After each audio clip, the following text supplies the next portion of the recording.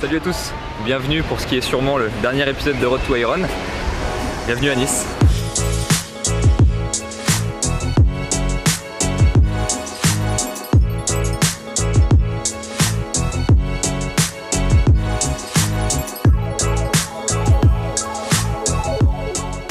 J'ai été sympa, je vous ai épargné les 8h30 de voyage en voiture hier. On est parti, il était 5h du matin, donc on est arrivé vers les alentours de 13-14h. Quand on est arrivé, on a fait comme pour l'Ironman de Marbella, on a fait l'enregistrement.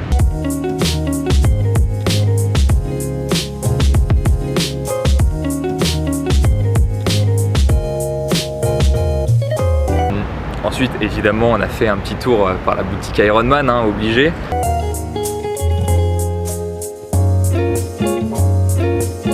Et une fois que tout ça s'était fait, on a simplement pris la chambre, on est parti manger, on s'est reposé. Voilà. Aujourd'hui, on a un peu plus de choses à faire. On suit à peu près le même programme que pour Marbella, c'est-à-dire qu'on va poser les sacs de transition, on va poser le vélo. Et une fois que tout ça, ça sera fait, et bah écoutez, il n'y aura plus qu'à se reposer et attendre demain. Aujourd'hui, je pense pas qu'on fasse de reconnaissance en voiture du parcours. Je connais le profil. Peut-être que je me garde un peu le secret pour demain. Donc là, tout de suite, ce qu'on va faire, il est 11h45, on va nager pendant un petit 20-30 minutes en mer.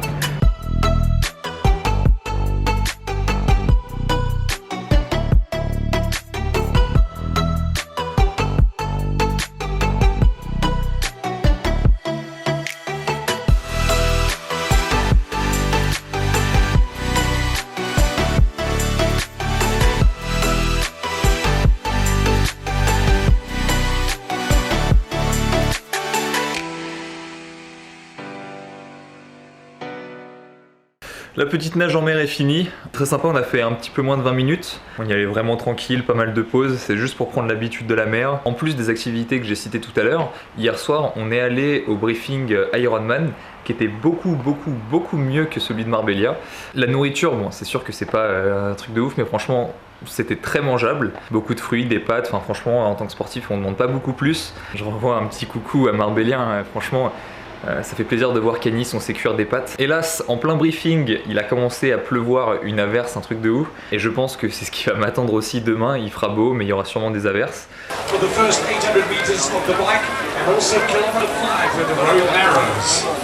Pour faire simple, le reste du programme pour aujourd'hui, là je vais manger. Je mange pas en même temps que Rebecca parce que bon, je mange des trucs pas très fun, des pâtes et des œufs. Bon appétit. Une fois que ça c'est fait, je vais préparer mes sacs de transition. Une fois qu'on aura déposé les sacs de transition, j'irai faire un petit 20 minutes de vélo pour faire un petit déblocage. Ensuite, j'irai poser le vélo. Et une fois que ça c'est fait, c'est bon, on n'a plus qu'à attendre la sentence demain.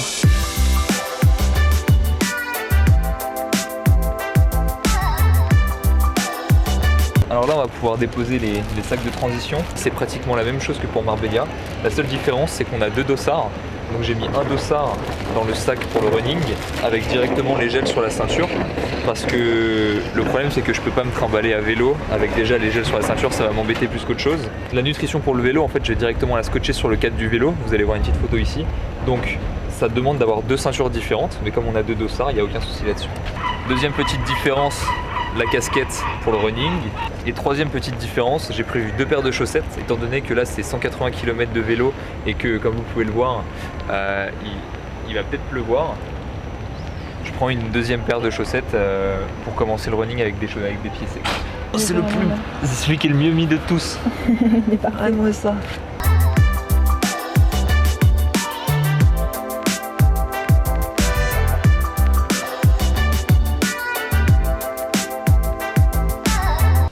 Ce que je vais vous montrer là, c'est sûrement la chose la plus utile que vous verrez aujourd'hui et dans cette vidéo. Il existe une seule et unique manière de mettre du jambon dans du pain. On prend du jambon, on coupe comme ça en croix. On prend 1, 2, 3, 4. C'est tout pour moi. Alors pour l'Ironman, étant donné que les distances sont un peu plus longues que la dernière fois, je vais pas juste prendre des gels et des barres sucrées, mais je vais aussi prendre un peu de salé parce que manger du sucré au bout d'un moment, on a un peu de mal à digérer et même on a juste plus envie de manger. Le problème c'est que si on mange pas, et le corps il va s'arrêter au bout d'un moment. Donc là pendant l'entraînement, la fois où je suis allé à Chartres, j'ai testé un peu de salé et franchement ça passe très très bien. Donc 2 tranches de pain, une tranche de jambon et une tranche d'emmental. T'as mangé une tranche de pain toi? Non. Ah bon? Ah, elle est là. Comme ça, il y a un peu de glucides grâce au pain, surtout que c'est du pain blanc, alors le glucide il va dans le sang à une vitesse éclair. Il y a un peu de protéines avec le jambon et il y a un peu de gras avec l'emmental, ce qui permet d'avoir un bon rapport calorique. Ne Seulement, mange pas maintenant. j'ai trop. Je t'ai regardé le manger. Seulement, étant donné que c'est très très volumineux, en fait il faut l'écraser pour pouvoir le mettre où vous voulez. Ma trifonction elle est très très bien, très jolie. Par contre il y a un seul point faible, c'est qu'il n'y a aucune poche dedans. Le problème c'est que par exemple ça j'aurais pu le mettre dedans et je ne peux pas. Donc ce que je vais faire, voilà, ça prend déjà un peu moins de place. Viens ici montrer aux gens la vérité de cette horreur quoi. Dégoûtant. Donc pour faire un petit récapitulatif sur la nutrition demain, le matin, flocon d'avoine avec une banane. Je vais me garder une petite barre si jamais j'ai faim jusqu'à ce qu'on arrive sur place. Sur le vélo, j'ai 5 gels. Le 6e, je le prends quand je sors directement de la natation. Ensuite, j'ai une gourde avec 60 grammes de glucides dedans. J'ai 2 petits points comme ça. Et comme vous avez vu tout à l'heure, j'ai 6 gels sur ma ceinture pour la course à pied. Là, il me reste juste à manger. Il me reste à mettre le tatouage sur mon bras et sur ma jambe et j'aurai fini pour aujourd'hui. Il est déjà presque 22 h et puis je vais aller me coucher pour demain me lever à 4h30. Voilà, je pense que la prochaine fois que je vous parlerai, ça sera en tant que peut-être finisher Ironman. À demain.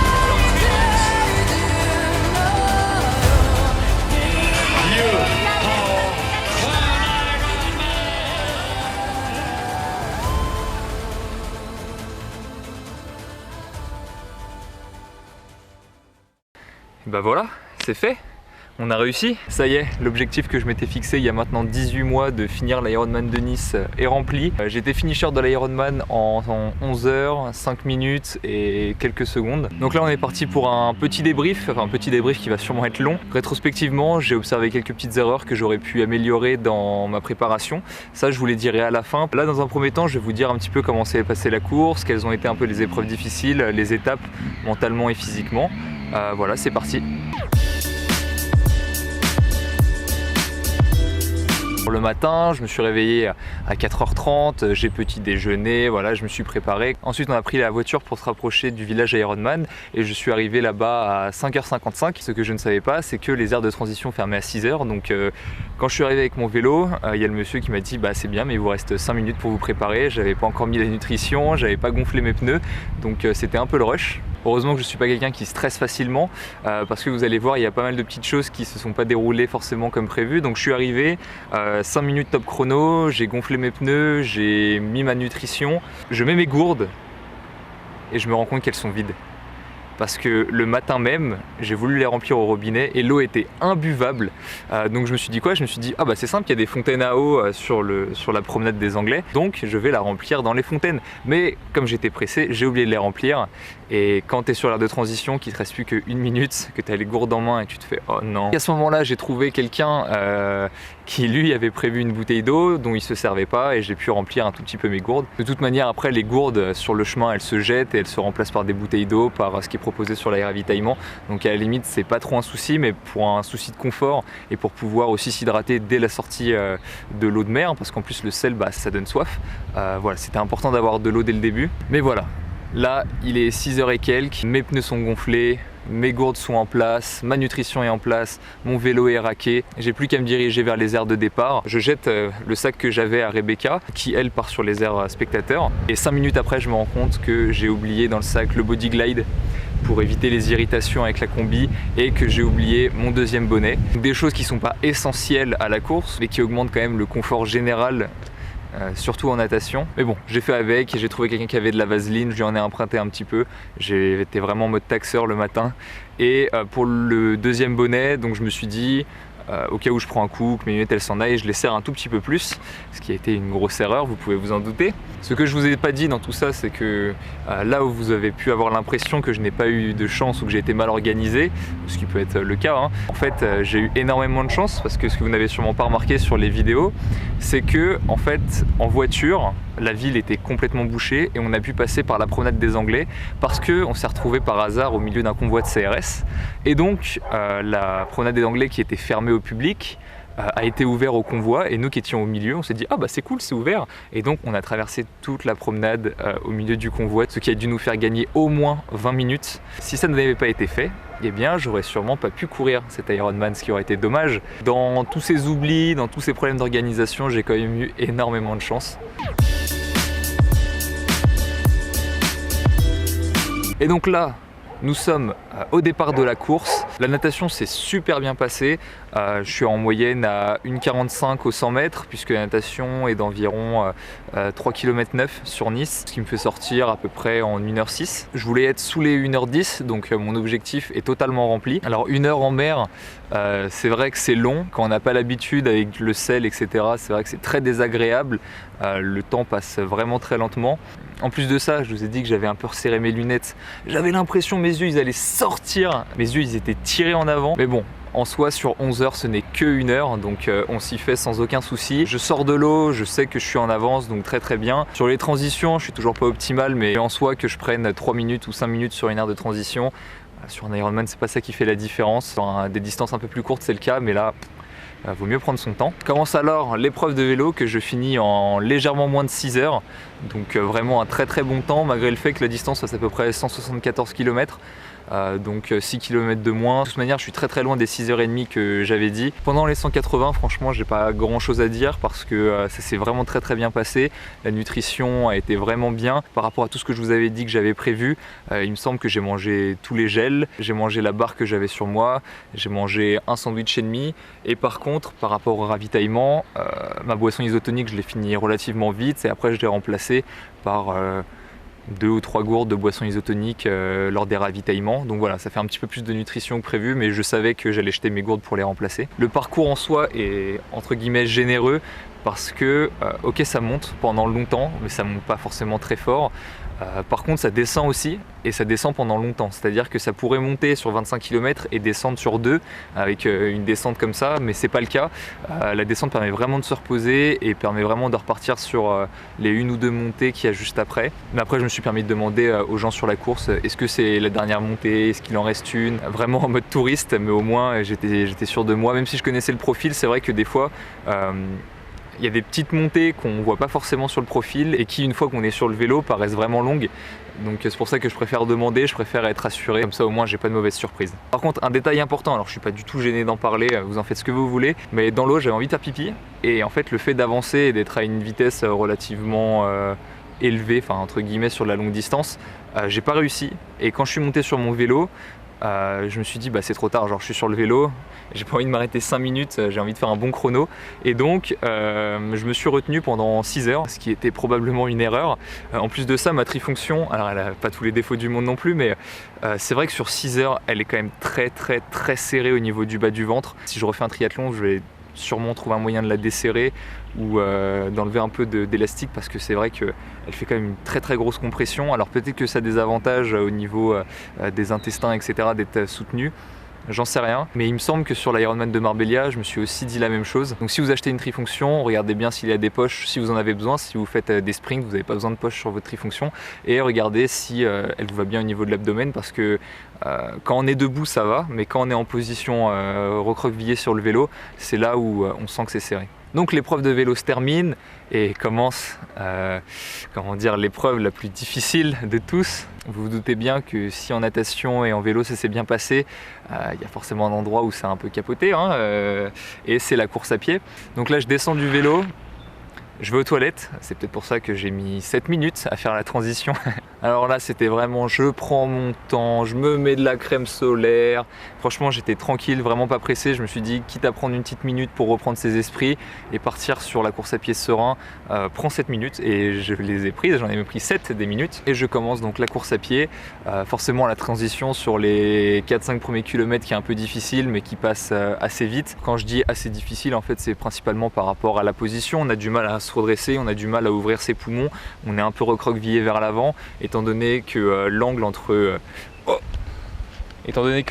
la jambe et le torse, en fait, il est très raccourci pendant longtemps. On a du mal à venir ouvrir les hanches, on a du mal à venir engager le bassin, et c'est vrai que ça déstabilise un petit peu sur la course à pied au tout début, mais cependant voilà, c'est assez classique. Dès le début je savais que ça allait être difficile, donc je me suis dit à chaque ravitaillement qui se trouve tous les 2,5-2,75 km, tu vas marcher un tout petit peu juste pour prendre bien le temps de boire, prendre bien le temps de te ravitailler, et tu reprends directement la course. Le problème c'est que plus le temps passe, plus on se laisse un petit peu aller. Au début juste on s'arrête, on prend le verre, on boit un petit peu, on reprend à courir, on jette le verre.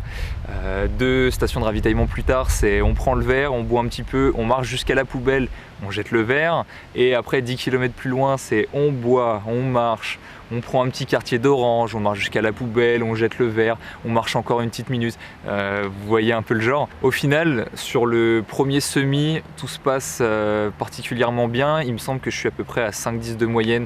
J'ai plus exactement les temps en tête, mais je colle au temps que je voulais faire. Et après le semi, commence une énorme lutte, puisque entre le kilomètre 21 et le kilomètre 25, je suis vraiment en souffrance, d'ailleurs tellement en souffrance que j'ai marché. J'ai commencé à me sentir mal à peu près vers le 18e kilomètre, je dirais, où j'avais envie de vomir dès que je mangeais quelque chose. Donc pour se ravitailler, c'est vrai que c'est pas facile, parce que les gels, on n'arrive pas à les manger, on a du mal à boire, et surtout on a du mal à respirer. On peut pas respirer plein poumon parce que dès qu'on prend trop d'air, l'envie de vomir est vraiment trop forte. En plus de ça, alors là c'est l'avantage d'avoir une montre cardio, je voyais que ma vitesse diminuait au fur et à mesure et que ma fréquence cardiaque augmentait. Donc j'ai commencé, j'étais à 5 minutes du kilomètre, 5 minutes 5-10, et j'étais à 130 battements par minute. Et juste avant de marcher, j'étais à 6 minutes du kilomètre et j'étais vers les 145-150 battements par minute. Donc c'est à ce moment-là où je me suis dit qu'il y a quelque chose qui allait pas et qu'il valait mieux que je marche un petit peu. Pour être tout à fait honnête avec vous, quand j'ai commencé à marcher à partir du kilomètre, il me semble 23 ou 24, dans ma tête, je me suis dit ok, tu vas finir quoi qu'il arrive, mais il y a une chance sur 2 pour que tu finisses les 20 km qui restent en marchant. 20 km en marchant, pour ceux qui ne se rendent pas compte, c'est 3 ou 4 heures. Il faut être patient. Donc voilà, gros passage à vide, à un niveau que même moi je pouvais pas imaginer. Dans tous les cas, j'ai quand même continué à marcher. Alors forcément, ce qui est super, c'est que les spectateurs vous encouragent, et je remercie en particulier un spectateur, je sais pas qui c'est, qui à un moment m'a gueulé dessus, il m'a dit allez, te laisse pas le choix, faut que tu recommences à courir. J'ai repris à courir à partir du kilomètre 26. Donc les gens qui me suivaient sur l'Ironman Tracker, vous avez vu que ces 5 km étaient relativement longs, peut-être parce que voilà, j'ai marché pendant 1,5 km, maximum 2 km. J'ai repris à courir, je suis remonté à 5 minutes 30 du kilomètre, et là voilà, jusqu'à la fin, hormis sur les ravitaillements où je marchais un petit peu, je me suis plus arrêté. J'ai réussi à lutter sur les 15 derniers kilomètres. Alors forcément au niveau des jambes, on n'a plus d'énergie, on est fatigué, on a envie que ça se termine, mais ça à la limite c'est très surmontable. Si j'ai dû m'arrêter pour marcher, c'est vraiment que j'en étais à un point où je me suis dit c'est chaud, genre si je continue à courir, je sais pas si je vais pouvoir terminer.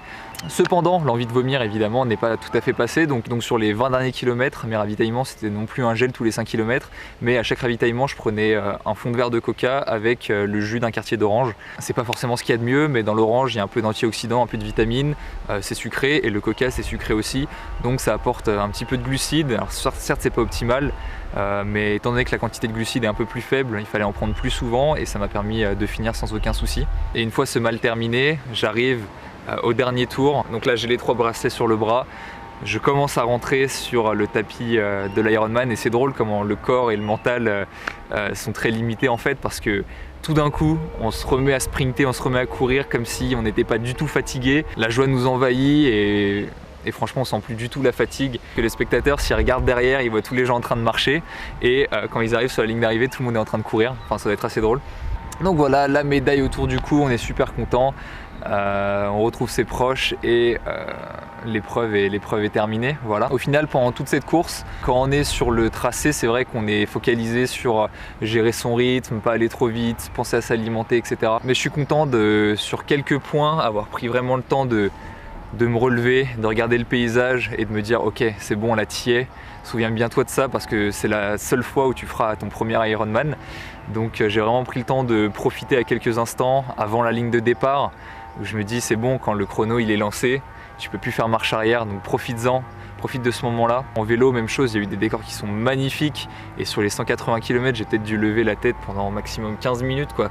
Ce qui est rien, mais ces 15 minutes-là, elles sont vraiment ancrées dans mon esprit. Course à pied, bon pour le coup c'est chiant, parce que on a fait 4 boucles de 10 km, donc je les connais entre guillemets par cœur, ça y a pas de souci. Mais voilà, même la ligne d'arrivée, quand on prend le virage, etc. Vraiment super. Donc ça c'était un peu le récit de mon Ironman, de comment ça s'est passé. Apprenez de mes erreurs, refaites pas la même chose. Maintenant on va passer à ce que j'aurais pu améliorer sur ma préparation. Alors la première chose à mon avis, c'est que j'ai pas fait assez de bike and run sur pas mal de sorties vélo. J'aurais dû faire l'effort en descendant du vélo de faire un maximum de 4-5 km, voilà, une vingtaine de minutes. Franchement ça sert à rien de faire plus, parce que comme je vous l'ai dit, la transition, les difficultés de la transition se font vraiment sur les premières minutes. Faire plus, ça apporte pas forcément beaucoup d'avantages. Ça c'était ma première grosse erreur. Et deuxième grosse erreur, c'est que lors de mes sorties en course à pied, je ne m'alimente jamais. C'est-à-dire que je ne bois pas d'eau, je ne mange pas. Et ça m'a peut-être créé du tort, parce que le fait que j'ai eu du mal à manger, que j'ai eu envie de vomir, etc. Alors ça peut venir du fait que j'ai trop mangé, ça c'est une possibilité. Ça peut venir du fait que j'ai peut-être retenu un pipi pendant 6 heures, hein.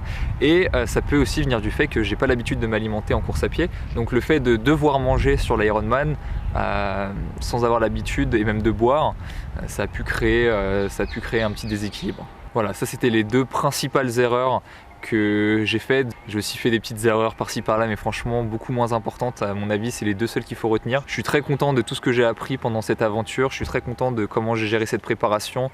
Je suis très content de l'évolution que j'ai eue entre le premier Road to Iron et là où j'en suis aujourd'hui. Je suis très content de la façon dont j'ai mené la course. Certains diront que le fait que j'ai marché pendant cette course c'est une petite défaite, mais absolument pas. Je pense que c'est même l'inverse. Avoir le courage de reprendre à courir, ça demande une très grosse volonté, et aujourd'hui encore, si je devais faire un Ironman demain, je suis même pas sûr que j'en sois capable. Pendant les courses, on se découvre un peu des forces qu'on ne soupçonne pas. Voilà, comme je vous l'ai dit, on est tous capables de beaucoup plus que ce que l'on pense, et en général notre potentiel il demande juste à être entraîné. Voilà. Maintenant que cette course est passée, il y a toujours une petite période à vide. Donc là, je tourne cette vidéo 2 semaines après la finish line. Et c'est vrai que pendant ces 2 semaines, j'ai pas fait grand chose niveau sport. Beaucoup de difficultés à m'en remettre, et beaucoup de difficultés à m'y remettre aussi. Pour mes objectifs sur les années, il y a 2 types de personnes. Il y a les toujours plus. C'est-à-dire que maintenant que j'ai fait un Ironman, ils me disent « Oh mais vas-y, fais un Enduroman, vas-y, fais 2 Ironman, fais-en 3, 4 ». Non, ça va aller. Le problème de faire plus long, c'est que ça demande des entraînements plus longs aussi. Pas forcément plus intenses, mais plus de volume d'entraînement, ce que je n'ai pas. Cependant, je pense refaire 1 ou 2 courses et améliorer mes temps avec peut-être une série suivie avec plus de détails sur mes entraînements. C'est une possibilité. Là j'ai deux petits objectifs en tête. Sur un semi-Ironman, réussir à passer sous les 4h30 avec forcément une course plus plate, parce que 1500 mètres de dénivelé à Marbella, et ça ne permet pas de faire une grosse performance. Je vous tiens au courant à ce sujet-là et j'ai un deuxième objectif sur un marathon cette fois-ci parce que j'ai envie de beaucoup me consacrer à la course à pied. Je vais reprendre les arts martiaux qui sont mon sport de cœur et cependant je vais continuer à courir. Peut-être continuer à nager, peut-être un peu de vélo, mais je ne sais pas encore exactement quel volume je vais octroyer à ces sports-là. Mais en course à pied, par contre, refaire un marathon, sûrement le marathon de Paris. Si c'est le cas, j'espère que tous ceux qui participeront, peut-être on pourra faire des petits entraînements ensemble. Voilà, c'est des choses qui peuvent s'organiser. Et je vise sous les 3 heures. Combien encore je sais pas, mais m'approcher peut-être des 2h50, ça serait vraiment pas mal. Ça c'est les 2 objectifs de temps que j'ai parce que forcément ça demande pas forcément plus d'entraînement, ça demande plus d'expérience, ce que j'ai maintenant puisque ça fait 8 mois que je m'entraîne dur, ce qui n'était pas le cas quand j'ai fait le marathon d'Amsterdam, où j'avais une préparation quand même relativement légère, hein, on peut se le dire. Mais par contre ça demande peut-être un petit peu plus d'intensité et plus de discipline que j'ai réussi à acquérir grâce à cette préparation. Arrête de souffler le vent. Aussi, j'ai quelques amis qui m'ont demandé si je pouvais les aider sur une préparation Ironman et ça c'est vraiment super parce que maintenant que j'ai pas mal de connaissances, que j'ai eu mon expérience personnelle, j'ai envie de partager ça avec des gens, envie de les entraîner, réussir à voir si justement voilà, j'arrive à les adapter à leurs contraintes, à leurs faiblesses, à leurs points forts. Voilà, tout le monde a un background différent. Je suis entraîneur d'arts martiaux, préparateur physique. Voilà, j'ai ma carte d'éducateur sportif, j'ai un master 2 maintenant en biologie du sport. Donc tout ça c'est mon métier. J'ai envie de le mettre un petit peu en application dans le triathlon forcément. C'est sûrement été l'objectif dans ma vie qui m'a demandé le plus d'investissement. Donc aujourd'hui j'ai envie de continuer dans cette voie-là. Voilà. Niveau des objectifs, je ne peux pas forcément vous en dire beaucoup plus. Ça, faudra suivre sur Facebook. Peut-être que je relancerai une nouvelle série à la suite de Road to Iron, puisque vous êtes en train de regarder le dernier épisode, comme j'ai réussi à finir cet Ironman. Voilà, je vous tiens au courant sur tout ça. En tout cas, voilà, je vais clore cet épisode, ce dernier épisode de Road to Iron, sûrement pas le dernier épisode sur la chaîne en tout cas. Je vous remercie tous du fond du cœur, que vous soyez de la famille, que vous soyez des amis, et même que vous soyez des inconnus parce qu'il y a des gens qui me suivent depuis le début, qui m'encouragent sûrement plus que ma famille d'ailleurs et ça me fait vraiment plaisir. Merci à tous ces gens-là. Je vous remercie de m'avoir accompagné pendant ces 18 mois, d'avoir pris le temps de regarder ces vidéos. J'espère qu'en même temps elles vous ont appris quelques petites choses. J'espère que j'ai réussi à partager mon expérience. Forcément, les premières vidéos de la série sont un peu moins qualitatives que les derniers. J'essaie de m'améliorer aussi de mon côté pour essayer de partager mon expérience. C'est un peu frustrant par les vidéos. On n'arrive pas forcément à retranscrire exactement ce qu'on aimerait dire. On n'arrive pas à retranscrire exactement tout ce qu'on aimerait partager. Donc une dernière fois, je regarde droit dans les yeux et je vous dis merci à tous. À la prochaine.